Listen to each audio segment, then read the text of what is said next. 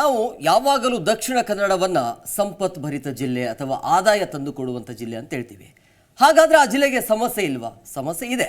ಹಾಗಾದರೆ ಯಾವೆಲ್ಲ ಸಮಸ್ಯೆ ಇದೆ, ಜೊತೆಗೆ ಜನರಿಗೆ ಕನೆಕ್ಟಿಂಗ್ ಆಗಿರುವಂಥ ಅಂಶಗಳು ಏನಿದ್ದಾವೆ, ಯಾವೆಲ್ಲ ವಿಷಯಗಳಿದ್ದಾವೆ, ಯಾವೆಲ್ಲ ಕೆಲಸ ಕಾರ್ಯಗಳು ಅಲ್ಲಿ ಆಗಬೇಕು, ಅಂದರೆ ಬಹಳ ಮುಖ್ಯವಾಗಿ ಏನೆಲ್ಲ ಕೆಲಸ ಕಾರ್ಯಗಳು ಹಾಗೆ ಉಳಿದಾವೆ ಅನ್ನೋದ್ರ ಬಗ್ಗೆ.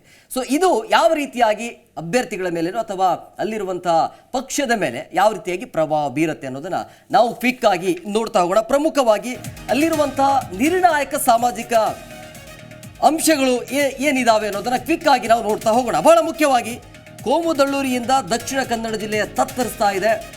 ಜೊತೆಗೆ ಕೋಮು ವಿಚಾರದಲ್ಲಿ ಆಗಾಗ ಸಂಘರ್ಷದ ಕರಿನೆರಳು ಇರುತ್ತೆ, ನಿಮ್ಗೆ ಗೊತ್ತಿರುವಂಥ ವಿಚಾರ ಇದು. ಇನ್ನು ಅನೈತಿಕ ಪೊಲೀಸ್ಗಿರಿ ಹಾವಳಿಯಲ್ಲಿ ಇತ್ತೀಚೆಗೆ ಜಾಸ್ತಿ ಆಗ್ತಾ ಇದೆ. ಬೃಹತ್ ಕೈಗಾರಿಕೆಗಳಿದ್ರೂ ಕೂಡ ಅಲ್ಲಿರುವಂಥ ಸ್ಥಳೀಯರಿಗೆ ಉದ್ಯೋಗ ಅವಕಾಶ ಇಲ್ಲ ಅಲ್ಲಿ, ಇದು ಒಂದು ಕೂಡ ಹಿನ್ನಡೆ. ಇನ್ನು ಸರ್ಕಾರಿ ಉದ್ಯೋಗಗಳಲ್ಲಿ ಹೊರ ರಾಜ್ಯದ ಮಂದಿಗೆ ಬಹುಪಾಲು ಹೋಗ್ತಾ ಇದೆ. ಇನ್ನು ಸಮುದ್ರ ಇದ್ರೂ ಕೂಡ ಪ್ರತಿ ವರ್ಷ ನಗರದಲ್ಲಿ ನೀರಿನ ಸಮಸ್ಯೆ ಇದೆ. ಅಲ್ಲಿ ನದಿ ನೀರನ್ನೇ ನಗರದ ಜನ ಅವಲಂಬಿಸಬೇಕಾದ ಅನಿವಾರ್ಯತೆ ಎದುರಾಗಿದೆ. ಬೆಳೆ ನಷ್ಟದಿಂದ ಅಡಿಕೆ ಬೆಳೆಗಾರರು ಇಲ್ಲಿ ಕಂಗಾಲಾಗಿದ್ದಾರೆ. ಸೊ ಇದೆಲ್ಲವೂ ಕೂಡ ಸಮಸ್ಯೆ ಇದೆ. ಇನ್ನು ರೈತ ಪರ ಯೋಜನೆಗಳ ಜಾರಿಗೆ ಇಚ್ಛಾಶಕ್ತಿಯ ಕೊರತೆ ಇದೆ. ಇನ್ನು ಅಂತಾರಾಷ್ಟ್ರೀಯ ವಿಮಾನ ನಿಲ್ದಾಣಕ್ಕೆ ಸರ್ಕಾರಿ ಬಸ್ ಸೌಲಭ್ಯ ಕೊರತೆ ಕೂಡ ಇದೆ. ಸೊ ಲಕ್ಷದ್ವೀಪ ಹತ್ತಿರ ಇದ್ರೂ ಕೂಡ ಕೇಂದ್ರ ಸರ್ಕಾರದಿಂದ ಸೂಕ್ತ ಜಲ ಸಾರಿಗೆ ವ್ಯವಸ್ಥೆ ಅಲ್ಲಿ ಇಲ್ಲ.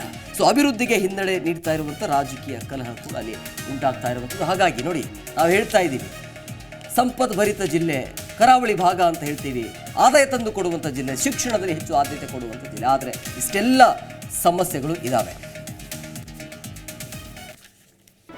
ಜಿ ಕನ್ನಡ ನ್ಯೂಸ್ ಈಗ ನಿಮ್ಮ ಮನೆಯಲ್ಲೇ ನೋಡಿ. ಎಲ್ಲ ಕೇಬಲ್ಗಳಲ್ಲಿ ಈಗ ಲಭ್ಯ.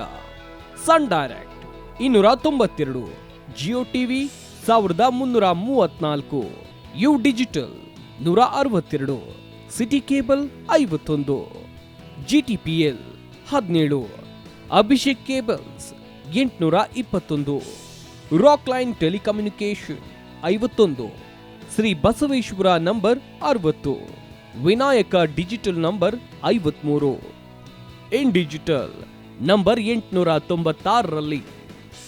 ನಿಮ್ಮಿಷ್ಟದ ಜಿ ಕನ್ನಡ ನ್ಯೂಸ್ ನೋಡಿ ಆನಂದಿಸಿ.